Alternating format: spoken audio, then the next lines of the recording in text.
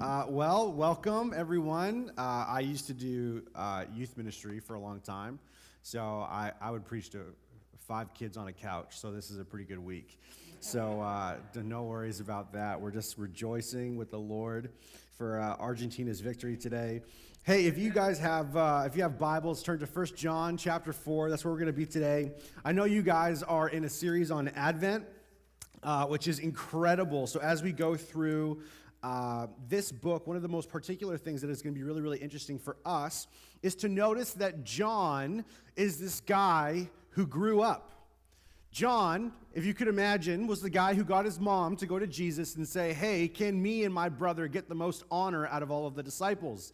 You can imagine he's a young man, pretty brush. His love language is probably physical touch because he was always leaning on Jesus. He was always asking a lot of questions. He was always the one who was right next to Jesus, kind of sitting there asking all the things. In fact, at Jesus' crucifixion, when Jesus is on the cross, he says to John, John, this is now your mother. And to Mary, he says, Mary, this is now your son. John is that kind of guy. He was always around. He was the clingy friend. But then he grows up. He grows up to be an elder in the church who looks at all of these different churches, and he's trying to encourage them. And the thing I love about John is not the most linear thinker. If you've ever read the Gospel of John or any of his letters, it kind of is like, I make the joke sometimes that John also wrote the Revelation and the Revolutions, because all of his letters are just circles. They just keep going back and forth over the same topics, and he just adds in a new category and adds in a new category. And this is what we have here in 1 John chapter 4, verse 7, is that John is going to throw to us this test of what it means to be a follower of Jesus. And this test has to do with the love that we have for God and for one another. So here it goes, 1 John chapter 4, verses 7 to 10. Beloved, let us love one another, for love is from God, and whoever loves has been born of God and knows God. Anyone who does not love does not know God, because God is love. In this, the love of God was made manifest among us, that God sent his only Son into the world so that we might live through him. In this is love, not that we have loved God, but that he have loved us and sent his Son to be the propitiation for our sins. I was a young lad. I was 22 years old. Got very excited about the fact that I was going to get married. So I get really excited. My wife here was a flight attendant overseas in the Middle East, and so she was living in Dubai, and I was in Canada. And so I thought to myself, as a flight attendant, wouldn't it be cool if I just arrived at one of the locations that she flew to, dropped a knee, popped the question? This would be a miraculous and beautiful love story. So I do what any good 22-year-old man does when they need money, and they go, Mom, I need money. And I get my mom to buy me a ticket to Japan. So I arrive in Tokyo, and I'm nervous as can be, and I'm just freaking out. And I'm going to all of these extents. One of the difficulties is that I'm supposed to be in Canada, but I'm in Japan, but she's in Dubai. I'm having to keep track of 3 different time zones, and I'm coming up with excuses like, I have mono, I'm not supposed to be there, it's the day of, I'm freaking out. I'm talking to all of these random, anyone who can speak English in Japan, I'm telling them about what's about to happen, and they're freaking out. I'm freaking out. This is like a reality TV show for all of us.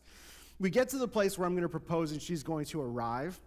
And I send her a text message. Now, here's one of the things that Apple did not figure out when they designed their phones. So I sent my now wife a text message because I knew that as soon as she got into Wi-Fi zone, it was going to show that it was red. And I can know that she's in Wi-Fi, she's read the text, I'll be able to kind of start and initiate. So I sent her a text, and I said, hey, how are you doing? And I'm waiting for that to go red.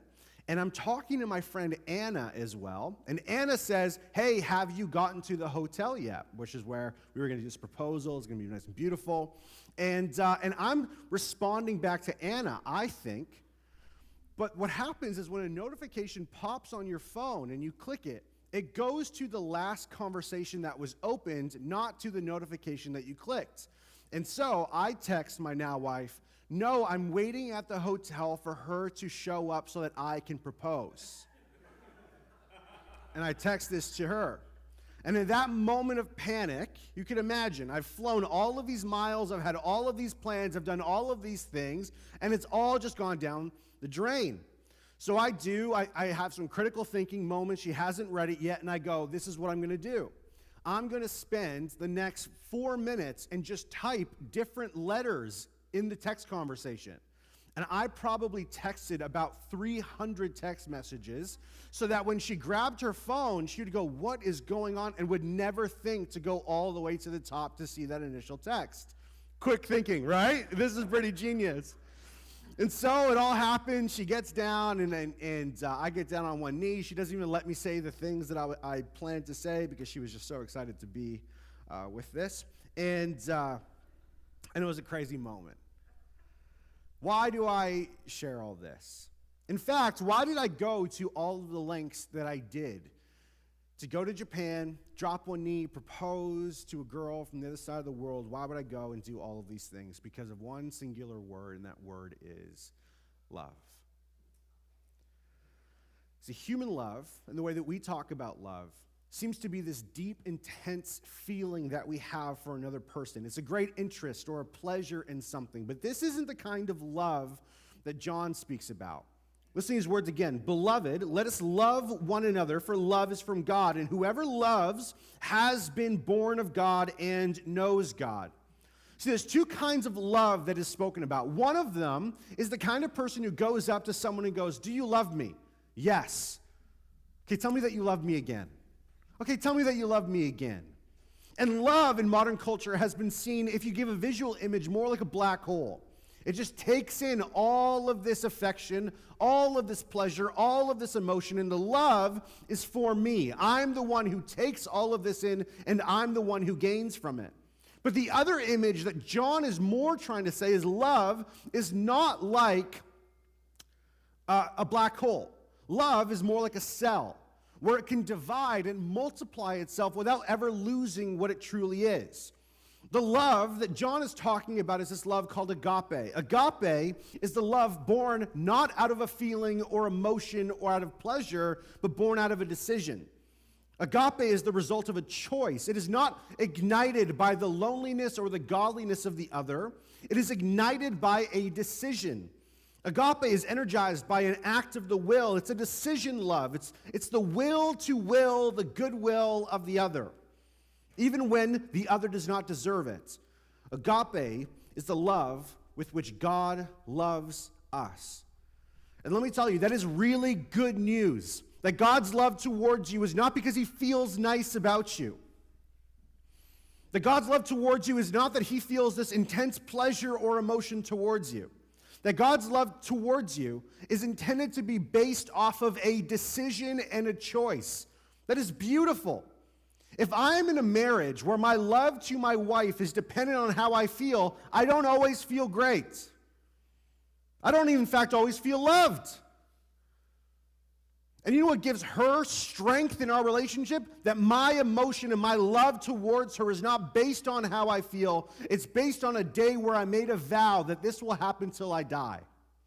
It's a decision. It's a moment. I had a youth pastor tell me when I was a young man, love the one you choose and choose the one that you love.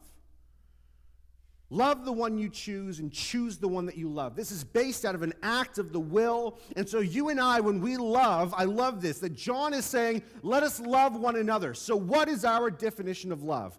Our definition of love is a settled purpose to act in a way for the flourishing of someone else regardless of their response.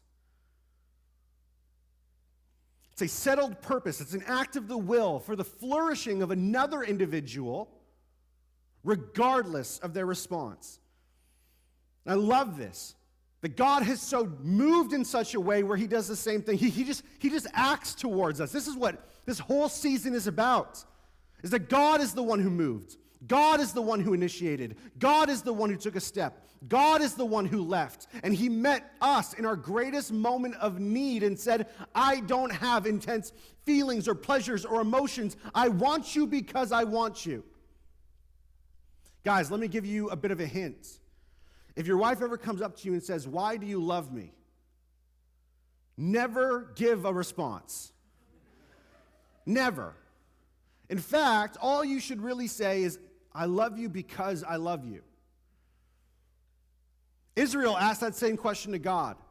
And God said, I don't love you because you're the biggest of all of the nations. I don't even love you because you're the strongest of all of the nations. I love you because I love you. And you want to know why that's so important? It's because if my wife comes up to me and says, why do you love me? And I go, oh, you make the best breakfasts. You are beautiful beyond imagine. You always say the most sweet things to me. This is why I love you. What happens when she burns the breakfast? How does she feel about how I feel about her? Or in old age, when the beauty that she had begins to fade away, imagine the anxiety of feeling, does my husband still feel the same way? Or the thought when things get a little bit heated and she says something that she regrets, and does my husband still love me anymore? You get it? God's love is a love at a decision. And he says for us to do the same. And sometimes we don't feel up to it. Sometimes we don't feel like all of this God stuff or even God himself is something that I necessarily want. I love how one writer puts this. If you don't feel strong desires for the manifestation of the glory of God, it's not because you have drunk deeply and are satisfied. It's because you have nibbled so long at the table of the world that your soul is stuffed with small things and there is no more room for the great. And I love this thing. No, I love this thing. No, I love this thing. I love this thing. And we forget about God all completely because we're too busy and too tired worshiping and satisfying the other gods in our life. We hear this language all the time where we say things like, man, what's the point of being Christian if I cannot? What's the use of being a Christian if I don't feel like? What's the use of being a Christian if I don't get to? And whatever you fill in the blank with really shows you what you're living your life for. That we're using God in such a way to get the things that we want, and we have made no room for the greatness of his glory in our life. But John, I love this. You want to know how I know that love is something that is made out of the will and not out of an emotion? Because for John, love is something that can be commanded to you. Love them. Love them. This isn't even an option. You have to. If you know who God is, love them. If this is an emotion, if this is a feeling, you can't command that. You can't just be in college and go, love me. Feel nice things about me. Right? That's not a thing. Or imagine parents going to your kids and just go, be happy. It's not something that you can just tell them to do, but for God, he's saying your love towards people is something that you get to decide on. And it's something that we get to decide on. Why? Because he decided first. He made the first move of love, which is why we're celebrating Christmas anyways. This love that God has for us leads us to a higher view of others and a better view of others than even for ourselves. It's a love that will leave us content with the things that we have and not with what other people possess.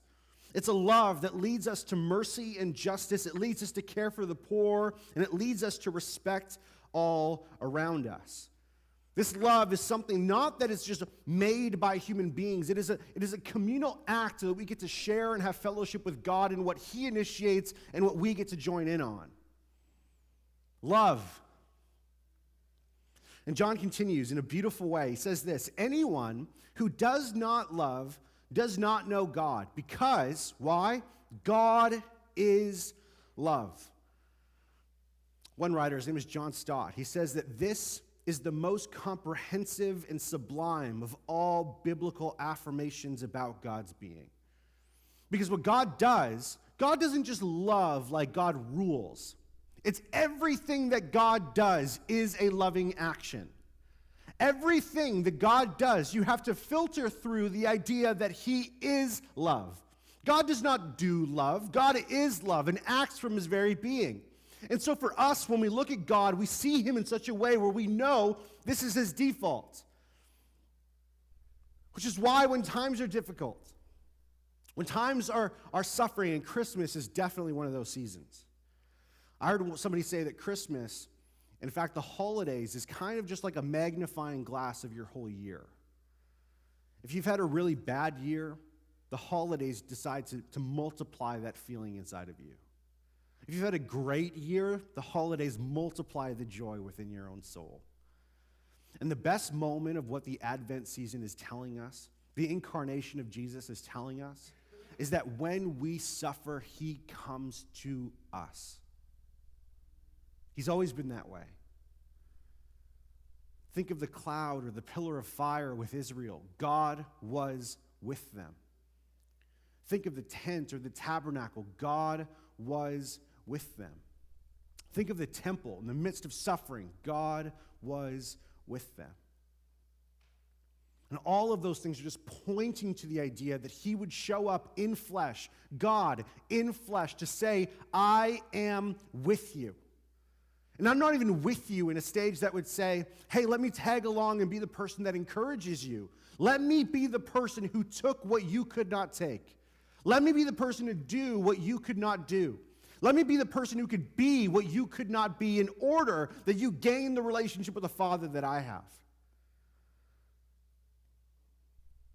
And once you realize this, man, he did everything for us, that he is love, then there's those moments of deep and dreaded pain in our life where you could affirm to yourself, God, I don't understand your hands, but I do know your heart. To know him, to have the kind of relationship that pushes you in a way that just blows you away from this one singular, unique human being who did everything for us. Look at verse 9. In this, the love of God was made manifest among us, that God sent his only Son into the world so that we might live through him. That he is like uniquely put here to be the kind of person that just throws away these false images of what we have in our minds. That any way that you want to think about God cannot be seen as God until you see Jesus. Jesus is the very image of who God is. If you want the summary of who God is, it's Jesus. And the beauty of this moment is that it confronts all of the things in our life. Listen to me really clearly. Every sin you commit is a lie that you believe. Every sin that you commit is a lie that you believe. And the image of God coming in flesh in Jesus to show the world is to confront all of those lies and to show you what truth is very much like. Truth in a human being. Truth putting on flesh. Truth acting in the world. Truth having relationships. Truth living perfectly. Truth dying on a cross. And truth resurrecting. The right way to do this. The right way to live our lives. We see this in him, and he confronts the very lies that we believe, because every sin that we commit is a lie that we believe. This love that he shows is confronting the false view of God. And if we have a false view of God, then we're going to be confronted with this truth, that we've bought into a lie. And we must understand, for every single one of us, that love is completely dominating our lives. For some people, it's the loss of love that makes us not want to live anymore. It's the hope and the certainty of love that makes us want to keep going. When you're experiencing and giving love, you are the most human. And when you're not, you feel like an animal or a machine, going through the motions of life and not really knowing what you're here for. Love defines us. I love this, especially when we come into church settings. What's the greatest measure of a Christian maturity? What's the greatest measure of Christian maturity? For some of us, we think, man, it's knowing the most amount of people and having a really great network or a really great community. Is that the measure of maturity in a Christian? Maybe it's knowing all of the Bible verses and having this memorized to a T. That's the maturity and the measure of maturity for a Christian. Maybe it's knowing all of your theology and reading all of the books. That's the measure of the maturity of a Christian. No.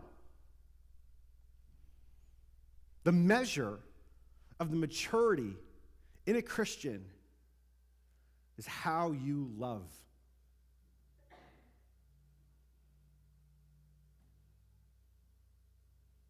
The world will know you by your great theology.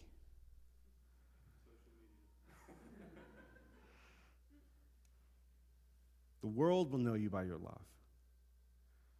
It's the greatest test of maturity of who you really are and where you really fit into what God is trying to do within your soul. This is not the world that we live in. The world that we live in is about the individual self. It's about me. It's about what I want. It's about what I want to do, where I want to go, what music I listen to. I love, somebody was making this joke about the phone. I think it's so funny that we have such unrealistic expectations on the phone and the phone manufacturers, right? We go to imagine like 30 years ago, this is one comedian, he makes a joke and he says, it'd be so unusual for 30 years ago, you say, hey, take a picture, and you pulled out your phone.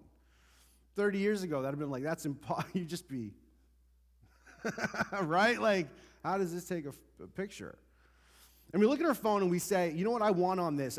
I want to be able to connect with every human being on the planet. And the manufacturers go, sure, let's do that. I want to be able to take pictures to the fact that I don't have to buy a camera. Okay, manufacturers put that in there. I want music on my phone. Okay? No. I want like all of my music. Okay? No. I want all music from all time to be accessible on my phone.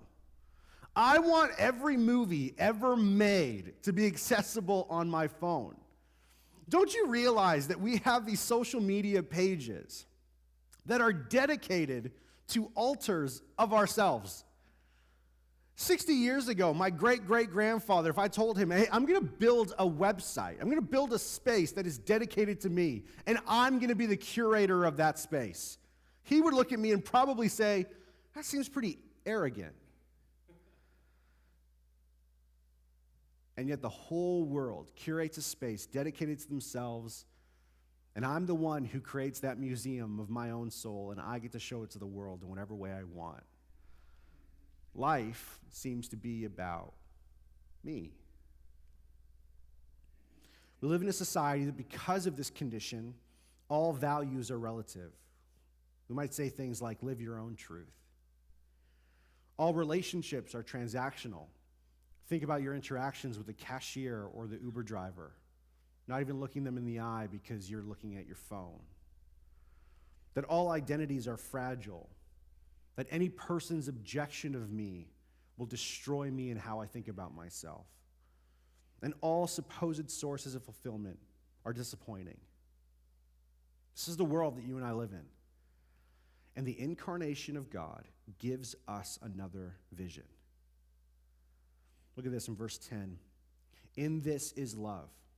Not that we have loved God, but that he loved us and sent his son to be the propitiation for our sins. You know that other places in the Bible, the language that God uses of us is not the nicest sometimes. That while we were still sinners, that while we were the enemies of God, it's kind of intense language at times. But it's a really great visual image of the people in your life that maybe you don't really like. I love this one writer. Her name is Dorothy Day. This is what she writes. And I need you to sit on this. I really only love God as much as I love the person I love the least. I only love God as much as I love the person that I love the least. What did God do for the enemy? The one on the opposite side of the battlefield. What did he do for them? Sacrifice his very son for those people. And you and I can't even get over somebody cutting us off in traffic. Or going too slow maybe when the snow goes. Or getting mad at the city for not being quick on plowing the roads. I know that was me this morning. Maybe we only love God as much as we love the people that we love the least. But for God, what he did was miraculous. He showed us a statement of his truth within himself by sending his son to the cross and saying, the image that I want you to remember about me is this moment. It's me in my greatest suffering, not me in my greatest glory, sitting on a throne with 1,000 angels around me. No, the moment I want you to realize who I really am is my son, naked, hanging on a cross, taking on the sins of his people on himself. It's mind-blowing. As one writer says, the son suffers in his love, being forsaken by the Father as he dies. The Father suffers in his love, the grief of the death of his Son. It is the unconditioned and boundless love which proceeds from grief of the Father and the dying Son and reaches forsaken men in order to create in them the possibility and the force of new life. Sometimes we only think within the triune God that God has lost his Son. And we don't realize that the Son has also lost his Father. And in that grief within God, humanity now has a chance. That man has sinned,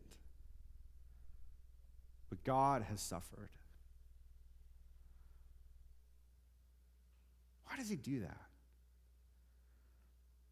You know, sometimes we make these weird assessments about God, and we are like, okay, it's a human being dying. That's not that big of a moment. Haven't there been a number of different courageous acts throughout history where someone will give their life on behalf of somebody else? Didn't God just do what any human being could do? Doesn't that make sense? It's not that courageous. Other people, I would give my life for my wife. What's the big deal? Maybe you would have that argument. What God does on the cross is completely different from what one person does in a feat of courage through their soul. If you believe theologically that God is this really fancy term, omniscient, which means he knows all things, that means that not every minute, but every second, every day, every week, every month, every year, every decade, every century, every millennia, Jesus was walking down this moment and did not hesitate. He knew the greatest suffering he would ever feel was in front of him, and he kept going towards it. Why? Well, the great theological answer would be because he was doing it for the glory of his Father. Wasn't he already kind of doing that? What's the deal? It's the one thing that he didn't have and he wanted back. You.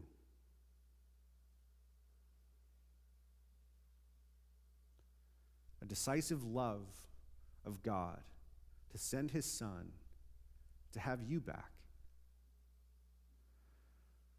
Some of us in this room don't value our own lives. We don't even value ourselves. Some of us have a really difficult idea of even making a decision for the flourishing of our own souls at times. It's very easy to determine your value. If I go to a corner store and I walk up to the cashier and I have a bag of chips and I say, hey, what's the value of the chips? They're going to say, well, it's the cost. It's $1.50. The value is connected to the cost. The value is connected to the cost. What's the cost for you? What's the cost? God hanging on a cross was the cost. So what's the value? Immeasurable. Infinite. There is nothing more valuable than God saying, I will die for these people. You cannot look at yourself and say, I have no value. It's an infinite amount of value because there's an infinite amount of cost. God humbled himself to the point of a servant where he took on flesh, lived the lives that we had, was betrayed by his friends, was beaten by his enemies, was crucified by his oppressors.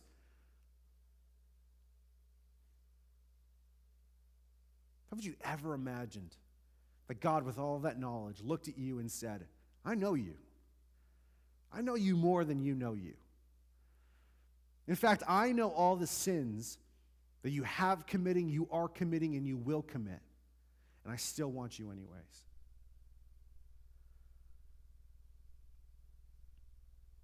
That's a beautiful kind of love. And I love the fact that the Bible talks about this kind of issue of sanctification is the big fancy word that we use. Basically means that you as a human being who follow Jesus are progressing to more and more in the image of Jesus. And I think it's a beautiful image. I don't know about you, if any of you guys liked school or not. There's always a process in writing a paper for school, which now no longer has to happen because we all have AI. But in writing a paper, you would be told by your English teacher to go and do a first draft or a rough draft. You're just kind of throwing your thoughts onto a page, not a whole lot of like actual structure. It's chaotic, it's wild. It's just like the first fruits of hopefully what your paper is going to be. And I think it's a helpful image for us to realize that the place that we are now in our lives might not be where we want to be. And there's this gap. There's this gap between who I am and who I want to be. And if we look forward, we get frustrated. We get angry as can be. Why have I not gotten here? Why have I not gotten to this place of holiness or sanctification? Why am I keep making these mistakes? We get angry and we get frustrated. And it's like in these moments that we, especially with Advent, remembering, it's like God is trying to say to us for a moment, instead of looking forward, maybe you should look back. Because the gap of who you are and who you are becoming is a lot smaller than the gap from who you are and who you were before I showed up in your life. And the reason why I love this paper illustration is because it reminds us that we are just rough drafts of the people who we are becoming. And whose hand is on the pen? Not us. God is the one who works and wills. God is the one who does this. Why? Because he has made the choice to love. And he is the finisher. He is the author of our faith. God showed up. He showed up over and over and over again. And his body was broken on a cross for you and I, for us to remember that moment. We are going to take communion all together.